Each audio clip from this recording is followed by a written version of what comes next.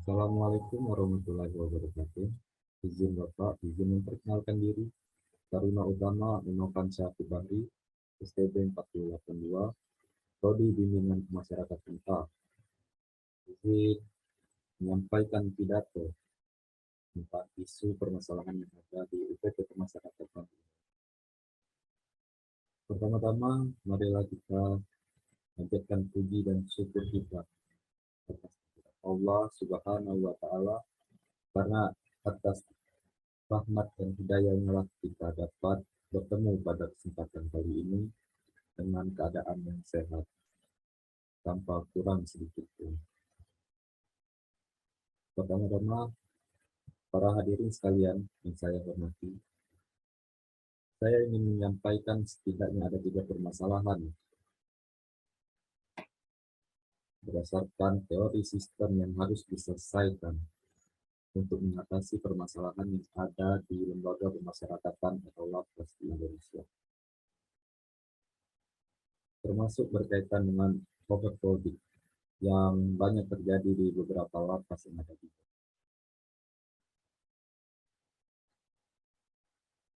Terdapat 3 hal untuk menyelesaikan: regulasi atau substansi hukum, struktur hukum, kelembagaan lapas, dan budaya hukumnya. Para hadirin sekalian, saya menilai penegakan hukum di Indonesia hingga saat ini masih belum murni dan konsekuen. Misalnya dalam penegakan hukum kasus narkotika, Arsul mengungkapkan hampir 50% penghuni lapas saat ini adalah terpidana kasus narkoba, yakni penyalahgunaan murni yang bukan pengedar, apalagi bandar. Hal tersebut biasa terjadi karena lingkungan sekitar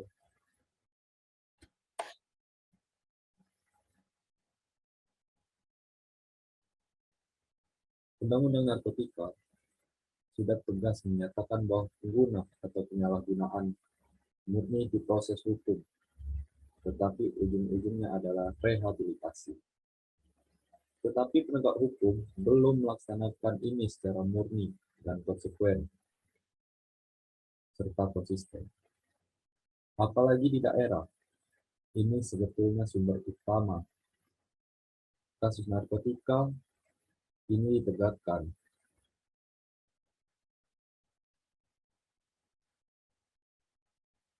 Undang-Undang Narkotika sudah tegas menetapkan bahwa pengguna atau penyalahgunaan murni yang diproses, tetapi ujungnya adalah rehabilitasi. Tetapi penegak hukum belum melaksanakan ini secara murni dan konsekuen serta konsisten. Apalagi di daerah. Ini sebetulnya sumber utama kasus narkotika. Jika ini ditegakkan, maka overcrowded yang ada di lapas di seluruh Indonesia akan sangat banyak bisa dikurangi. Untuk itu,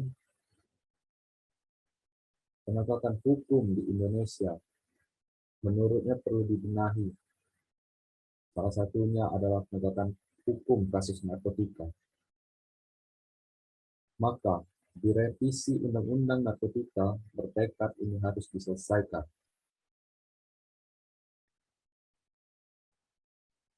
Maka untuk lebih lanjutnya, saya mengatakan bahwa RUU Pemasyarakatan nantinya penting disusun untuk meletakkan prinsip Mandela Rule, yakni untuk mengatur standar minimal peraturan tentang dasar-dasar perlakuan terhadap narapidana. Dengan mengadopsi prinsip-prinsip Mandela Rules tersebut, kemudian fungsi pemasyarakatan itu memang tempat orang untuk menjalani hukuman. Tetapi di sana ada pelayanan, pembinaan, pembimbingan, pemasyarakatan, perawatan, pengamanan, dan pengamatan. Tidak hanya sekedar dengan menjalankan hukuman. Mungkin cukup dari saya. Dengan begitu saya akhiri dengan membaca lafaz hamdalah. Alhamdulillahirobbilalamin. Dan jika pada saat menyampaikan materi terdapat kesalahan atau tutur kata saya yang salah, maka dari itu saya mohon maaf yang sebesar-besarnya kepada Tuhan. Saya mohon ampun. Billahi taufiq wal hidayah. Wassalamualaikum warahmatullahi wabarakatuh.